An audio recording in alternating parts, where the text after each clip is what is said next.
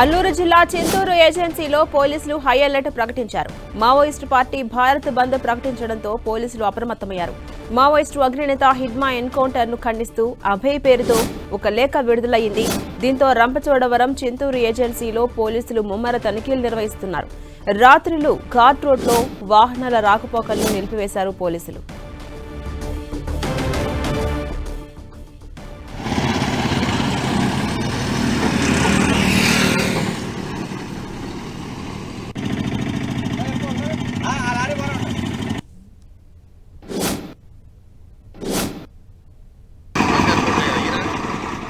Updates మా ప్రతినిధి సతీష్ అందిస్తారు. సతీష్, ఇవాళ మావోయిస్టు పార్టీ భారత్ బంద్ కు పిలుపునిచ్చిన నేపథ్యంలో చింతూరు ఏజెన్సీలో పోలీసులు హైలైట్ ను ప్రకటించారు. అప్డేట్స్ ఏంటి?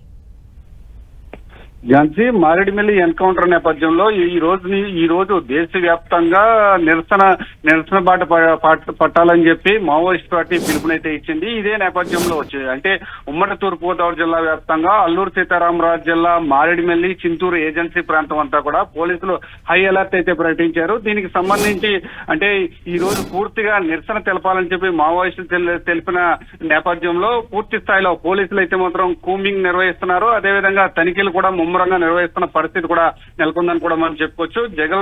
జగదల్పూర్ 30 నెంబర్ సంబంధించి జాతీయ రహదారిని పూర్తిగా నిన్న అర్ధరాత్రి నుంచి కూడా నిలిపివేసిన పరిస్థితి అయితే నెలకొందని కూడా మనం చెప్పుకోవచ్చు. ఇటు మారేడుమిల్లి నుంచి చింతూరు వరకు కూడా అంటే ఘాట్ రోడ్డు రాత్రి సమయంలో ప్రభుత్వ వాహనాలు కానీ ఆర్టీసీ బస్సులు కూడా వెళ్లకుండా పూర్తి స్థాయిలో నిలిపివేసిన పరిస్థితి కూడా ఇక్కడ నెలకొందని కూడా మనం చెప్పుకోవచ్చు.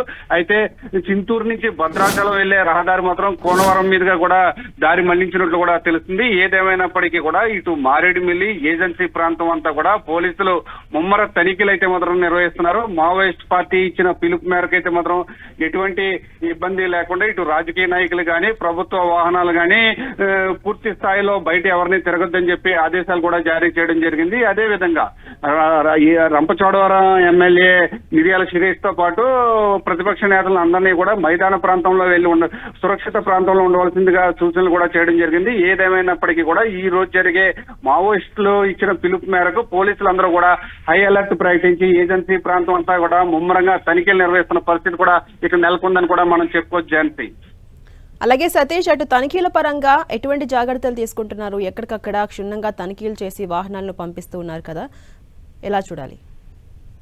ఝాన్సీ, అయితే ఈ రోజు మావోయిస్ట్ పార్టీ ఇచ్చిన పిలుపు మేరకు అయితే మాత్రం ఇటు ఏజెన్సీ ప్రాంతం అంటే ఇటు మారేడుమిల్లి రంపచోడవరం మొదలుకొని చింతూరు వరకు ఉన్న ఏజెన్సీ ప్రాంతం అంతా కూడా క్షుణ్ణంగా తనిఖీలు అయితే నిర్వహిస్తున్నారు. ఏ వాహనాన్నైనా సరే పూర్తిగా తనిఖీ చేసిన తర్వాతే పంపిస్తున్న పరిస్థితి కూడా నెలకొంది. అయితే ప్రభుత్వ వాహనాలకు సంబంధించి ఇటు ఆర్టీసీ బస్సులు కావచ్చు లేకపోతే ప్రభుత్వ వాహనాలు కావచ్చు ఇవన్నీ కూడా రాత్రి సమయంలో వెళ్లకుండా ఉండేందుకైతే మాత్రం పూర్తి స్థాయిలో నిలుపుదల చేసిన పరిస్థితి కూడా నెలకొంది.